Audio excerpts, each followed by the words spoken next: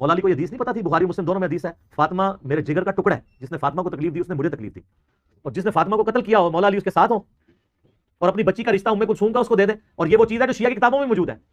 وہ تعویل کرتے ہیں کہ جی وہ زبردستی لیا تھا، انکاری کوئی نہیں ہے، ذاکرین انکاری ہو جائے، ذاکرین تو ہائی جاہل ہے نا، ان کے پاس تو علم ہی نہیں ہے۔ حضرت عمر چاہتے تھے میری اہل بیت کے ساتھ نسبت کام آئے مجھے قیامت والے دن، تو حضرت علی سے ان کی بچی کا رشتہ مانگا، تو اس طرح ہوتا۔ پھر حضرت علی رضی اللہ تعالیٰ عنہ چیف جسٹس کا عہدہ قبول کرتے ہیں حضرت عمر کے دور کے اندر۔ یہ پوری ایک سازش ہوئی ہے اسلام کے خلاف، یہ بھی اشرف فاطمی بھی منانا شروع کر دیا ہے۔ ہم یہ پوچھتے ہیں یہ بدعت نکالی کس نے؟ اشرف فاطمی والی۔ آج سے کچھ سال پہلے تک تو کوئی نہیں تھا، بتائیں مجھے یہ اشرف فاطمی، یہ نہیں سیدہ فاطمہ سلام اللہ علیہا کی نعوذ باللہ شہادت جس کو یہ کہتے ہیں غالی، یہ 10 دن منانا یہ ائمہ اہل بیت نے کب منایا ہے؟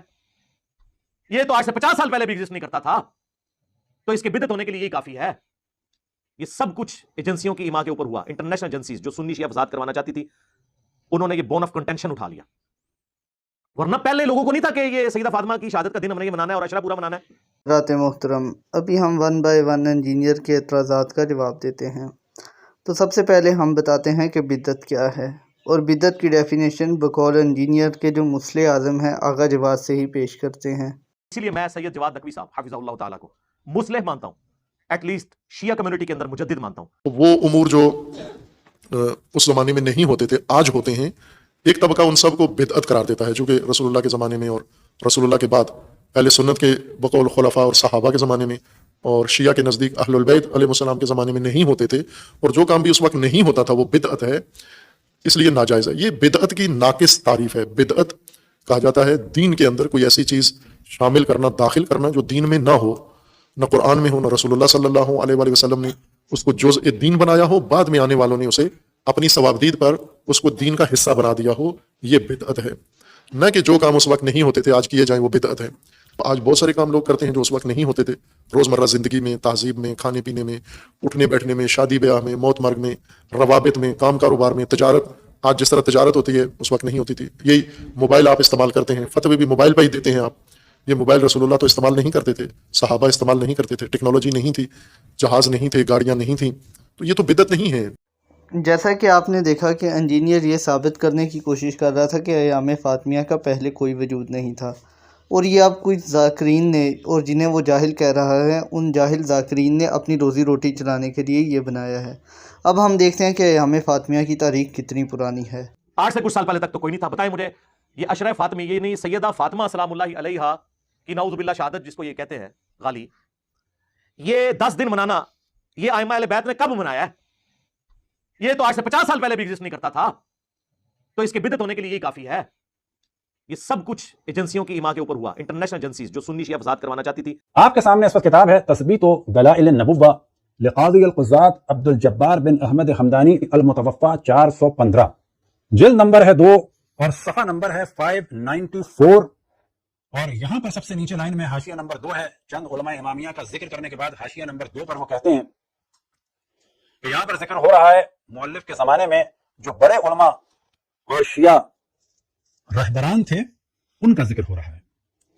اب 595 پر جو ہرے سے ہم نے ہائی لائٹ کیا ہے یہ ذکر ہو رہا ہے ابھی عبداللہ محمد بن نعمان یعنی جناب حضرت شیخ مفید کا۔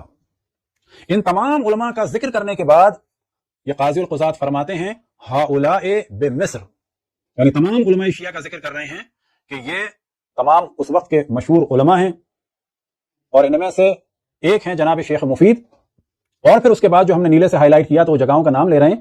فہؤلاء یہ لوگ کہاں کے ہیں؟ بمصر، مصر کے ہیں، وبالرملہ اور رملہ کے ہیں کہ جو اس وقت مقبوضہ فلسطین میں ہے، ایک ہے رام اللہ ایک ہے رملہ، وبسور کہ جو اس وقت لبنان میں ہے، وبعکا کہ جو اس وقت مشہور مقبوضہ فلسطین کی بندرگاہ ہے، وباسقلان کہ جس کو اس وقت اسقلان بھی عربی میں کہا جاتا ہے اور اشکلون کہا جاتا ہے اسرائیل میں، وبدمشق کہ جو مشہور ہے، وببغداد یہ بھی واضح ہے، وبجبل السماق یہ اس وقت ادلب کے مقام پر شام کا علاقہ ہے۔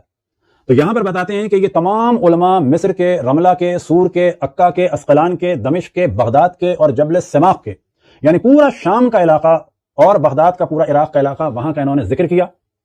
اور اس کے بعد کیا کہتے ہیں؟ وَكُلُّ هَؤُلَاءِ بِهَٰذَا النَّوَاحِي، ان تمام علاقوں کے جو لوگ ہیں وہ کیا کرتے ہیں؟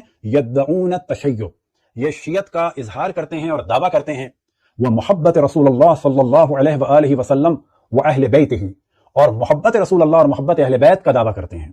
اب یہاں پر آپ کو تعجب ہوگا کہ اتنی زیادہ جناب سیدہ کی عزاداری ہوتی تھی، اور شاید امام حسین کی عزاداری سے بھی زیادہ تھی ان کی نگاہ میں، کیونکہ انہوں نے امام حسین کی عزاداری کا ذکر نہیں کیا، بلکہ ان لوگوں کا جو پہلا کام نقل کیا ہے وہ کیا نقل کیا ہے؟ فَيَبْكُونَ عَلَى فاطمہ، یہ لوگ روتے ہیں فاطمہ پر، وَعَلَى ابْنِهَا الْمُحْسِنِ، اور روتے ہیں ان کے بیٹے محسن پر۔ کون محسن؟ الذی زعموا ان عمر قتلہ، کہ جس کے بارے میں یعنی اس محسن کے بارے میں یہ گمان کرتے ہیں کہ عمر نے ان کو قتل کیا ہے۔ تو یہاں سے پتا چلا کہ ان تمام علاقوں کے علماء کا ذکر کرنے کے بعد جو پہلی صفت بیان کر رہے ہیں 415 میں یہ دنیا سے رخصت ہوئے ہیں، تو کم سے کم 415 سے پہلے کی یہ کتاب ہے، یعنی 1025 سال سے زیادہ اس کتاب کا کم از کم دورانیہ ہے۔